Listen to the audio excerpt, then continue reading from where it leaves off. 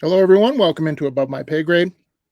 As I've said before, the famous Thomas Sowell says, first rule of economics, scarcity, meaning there's not enough stuff to go around for everyone to have everything they want.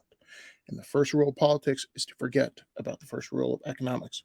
And the question is, why do politicians do this? Are they stupid or are they evil? And that's for you to be the judge of. But there are some things that are so obvious to me, so obvious, but yet politicians ignore it. Taken to a logical extreme, think about if you're on a deserted island. If I handed you more currency units, it wouldn't help you at all because there's nothing to buy. And so, supply, politicians always talk about the demand side. They want to increase demand by handing more currency units into the economy. And the problem we're having today is a supply issue, supply of energy, supply of goods and services. And yet they are intentionally hampering the supply side. Again, are they stupid or are they ignorant? Again, you be the judge. Let's take a look at this article here from oilprice.com.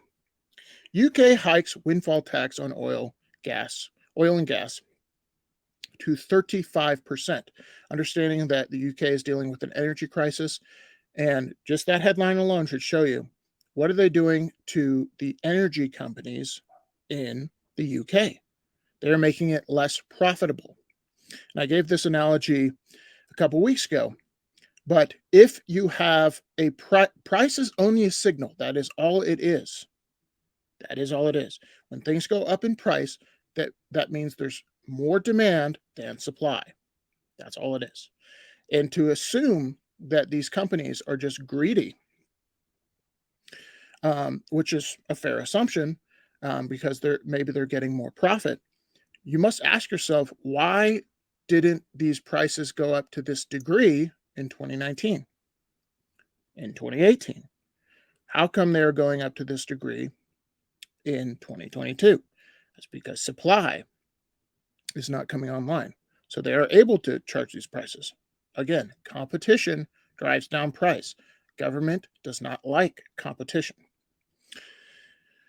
All right, reading from the article here, the UK is raising the windfall tax on profits of oil and gas operations in the North Sea while expanding its tax to include low-cost electricity generators in the autumn statement of the UK's budget unveiled by the UK Chancellor of the Exchequer, Jeremy Hunt, on Thursday. The UK has a windfall tax on oil and gas firms operating in the North Sea since May, when the current Prime Minister Rishi Sunak, then Boris Johnson's Chancellor of the Exchequer, I think that's the budget, announced a temporary 25% energy profits levy for oil and gas companies, reflecting their extraordinary profits as oil and gas prices surged. So, what is the incentive? Again, what is the incentive for more supply to come online? Because if we're in a free market, people see the price signal, other competitors see the price signal and want to bring more supply based off of the profits, therefore driving down the price. When you pigeonhole companies and say this is the amount of profit you can make, I've got a word for that. It's called communism. It's called centralized control. And I think we're going to see more of this because, and again, you have to ask yourself, do these people understand? These aren't stupid people. That, Rishi Sunak, he's not dumb. But is he ignorant to the fact that supply and demand that's reality?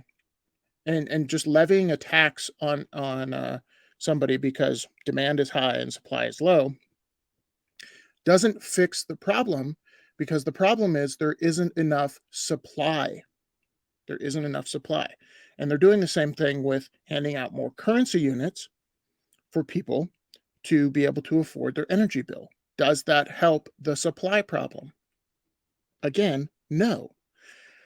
And why voters don't get this, I don't know, but it does not fix the problem. The underlying problem is there's not enough supply to meet the demand. And they are making it worse by doing things like this like stimulus checks for energy, and also taxing these companies. So it's very odd because they're using taxpayer dollars or debt on one end to pay for these energy companies' high prices, and then they're taking money from the energy companies' profits. Doesn't make a lot of sense to me. Further down the article, the hike on the levy lifts total oil and gas taxation in the UK to a grand total of 75%. Bloomberg Energy and Commodities columnist Javier Blas noted. 75%. In what world would you want to bring more supply online when 75% of your profits are going to the government? It does not make sense. Again, are they stupid or are they evil? What are they doing and why are they doing it? Because it doesn't make any sense. And most people, they just want the pain to stop. So if they have a pain point, government comes in and typically offers more demand by offering more currency units. Again, doesn't fix the problem. And it just blows my mind that these people can get away with it for this long. But at the end of the day, the problem will persist. Okay, further down here, the levy will be applied to groups generating electricity from nuclear, renewable, and biomass sources who are benefiting from significant increases in prices received for their output without corresponding increases in cost generation. So essentially, the profits are going up. That's a naughty, naughty thing. And this will, in my humble opinion, eventually push people or countries to nationalize energy. And why do I say this? If an energy company cannot make profits because the government is such an undue burden on them, they'll shut down.